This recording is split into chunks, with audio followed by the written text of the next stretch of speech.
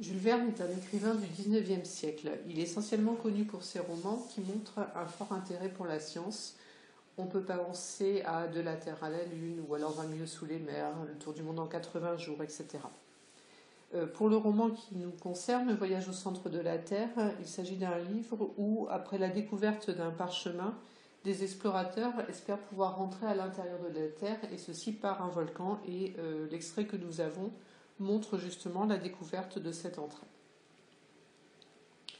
À midi, nous étions arrivés. Je relevai la tête et j'aperçus l'orifice supérieur du cône dans lequel s'encadrait un morceau de ciel d'une circonférence singulièrement réduite mais presque parfaite. Sur un point seulement se détachait le pic du Scartaris, qui s'enfonçait dans l'immensité. Au fond du cratère s'ouvraient 3 cheminées par lesquelles, au temps des éruptions du Sneffels, le foyer central chassait ses laves et ses vapeurs. Chacune de ces cheminées avait environ 100 pieds de diamètre. Elles étaient là béantes sous nos pas.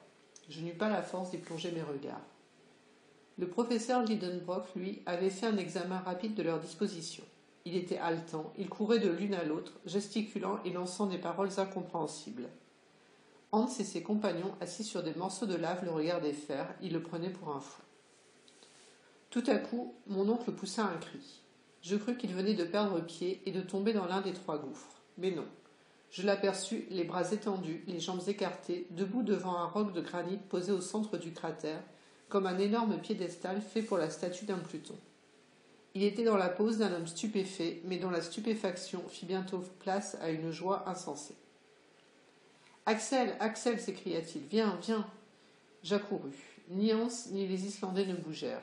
« Regarde, me dit le professeur. » Et partageant sa stupéfaction, sinon sa joie, je lus sur la face occidentale du bloc, en caractère unique à demi rongé par le temps, ce nom 1000 fois maudit.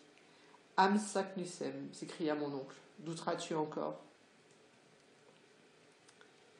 Alors, nous allons nous demander dans ce texte comment est représenté ici le moment important pour l'histoire, qu'est la découverte de l'entrée du volcan. Nous pouvons séparer ce texte en 3 temps, 3 étapes. Dans un premier temps, nous voyons la découverte qui est faite du volcan. Ce sont dans les 1er et 2e paragraphes. Le 3e paragraphe montre la joie du professeur. Et enfin, le texte se close sur un dialogue entre les différents personnages. Notre extrait s'ouvre sur une indication spatio-temporelle à midi. Nous avons donc des informations précises qui nous sont données sur l'arrivée au volcan. Cette arrivée est montrée à travers la vision des personnages et en premier lieu du narrateur, puisque nous pouvions remarquer, nous étions arrivés, je relevai la tête, j'aperçus. Et donc on va avoir un champ lexical de la vision qui va nous montrer que l'histoire est perçue à travers les yeux des personnages. Tout d'abord, c'est l'entrée du volcan qui nous est présentée, c'est-à-dire l'orifice supérieur du cône dans lequel s'encadrait un morceau de ciel d'une circonférence singulièrement réduite. Autrement dit, on perçoit ici le ciel à travers l'entrée du volcan. Et donc, cette représentation du morceau de ciel, donc avec la métaphore ici, met en évidence les proportions qui sont celles du volcan et de cette entrée. La description est assez précise, on nous parle de lieu, on parle du pic du Scartaris notamment, donc on a ici un nom propre pour désigner l'endroit où on se trouve, et on a également l'idée de représenter quelque chose de spectaculaire, de parfait, avec l'adjectif amélioratif ici, et la notion d'immensité. Le 2e paragraphe s'ouvre de nouveau par une indication spatiale ici, au fond du cratère, et on va avoir une description qui va renvoyer au champ lexical du volcan. S'ouvraient 3 cheminées, on nous parle des éruptions du Sneffels, on parle de foyer central, de lave, de vapeur. Le terme même de cheminée est d'ailleurs représenté et répété à 2 reprises. 3 cheminées, chacune de ces cheminées avait environ, etc. Donc, le narrateur décrit ici le volcan, et il décrit un volcan qui a des dimensions impressionnantes. Les cheminées ont 100 pieds de diamètre, donc là, précision au niveau des informations, et elles sont béantes, donc là, l'adjectif met en évidence la profondeur du trou. Je n'eus pas la force d'y plonger mes regards. Le professeur Lidenbrock, lui, avait fait un examen rapide. De nouveau, on voit bien que l'histoire est perçue à travers les yeux du personnage. Le narrateur, qui a peur de regarder, je n'ai pas la force d'y plonger mes regards, mais aussi le regard du professeur, qui, lui, va plus être à la recherche d'informations et qui donc va procéder à cet examen. Les indications qui nous sont données dans le texte montrent les réactions excessives du professeur Lidenbrock à travers un certain nombre de participes présents. Il était haletant, gesticulant, lançant des paroles incompréhensibles, et on voit bien que ce personnage est perçu comme un fou, et donc il y a une espèce d'hyperbole dans ce texte pour montrer la réaction excessive du personnage. On voit que les autres personnages, eux, se retrouvent en retrait, le narrateur qui n'a pas la force de regarder, et les compagnons de voyage qui, eux, regardent faire le professeur. Le troisième paragraphe est marqué par l'indication temporelle tout à coup qui marque une rupture dans l'histoire. Cette rupture est aussi marquée par le fait qu'on va passer d'un usage plutôt répandu de l'imparfait à un usage du passé simple. On nous poussa, un cri, je crus, je m'aperçus, etc.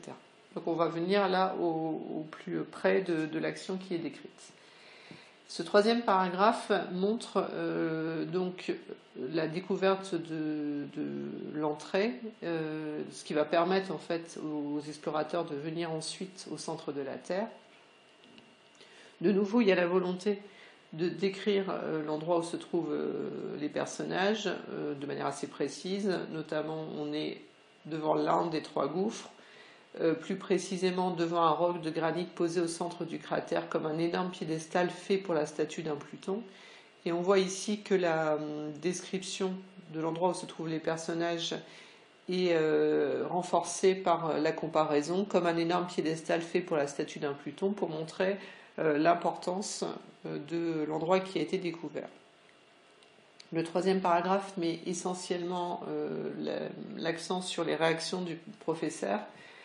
Dans un premier temps, on est plutôt dans la crainte. Le narrateur pense que le professeur est tombé. Je crus qu'il venait de perdre pied et de tomber dans l'un des trois gouffres.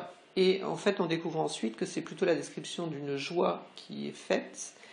Sa posture, les bras étendus, les jambes écartées, devient une posture de joie insensée. La joie répond ici à la surprise, puisque stupéfait vient être repris à travers le terme stupéfaction par la suite.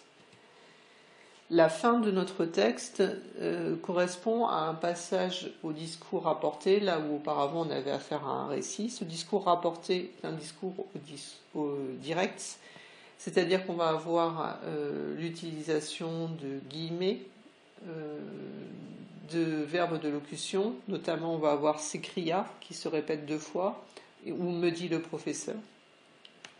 On peut noter dès le départ que ce dialogue montre la joie et l'excitation du personnage à travers la répétition, Axel, Axel, viens, viens, à travers également les formes de ponctuation, notamment l'usage répété du point d'exclamation, Axel, viens, viens, puis plus tard encore, à la fin de Am Saknussem. La fin du texte nous montre les sentiments des personnages, stupéfaction et joie, du professeur, mais aussi celle du narrateur. Et ceci parce qu'on est en train de passer à un moment clé de l'histoire, c'est-à-dire la découverte de ce qui avait été trouvé par le parchemin. Et ici, le narrateur fait référence à la découverte du début du roman, puisqu'il reparle de ce nom 1000 fois maudit, Am Saknussem, et là, ici, on voit bien, à travers ce nom 1000 fois maudit, l'usage à la fois d'une hyperbole et d'une métaphore. En conclusion, ce passage permet donc au narrateur de décrire précisément le volcan qui va permettre à l'ensemble des personnages de commencer le périple pour accéder au centre de la Terre. Mais au-delà de cette précision, le texte montre surtout ce qui est impressionnant dans cette découverte, Et ce caractère impressionnant, on va essentiellement le voir à travers la réaction des personnages, à la fois leur effet de surprise et la joie intense aussi à la fin de notre extrait.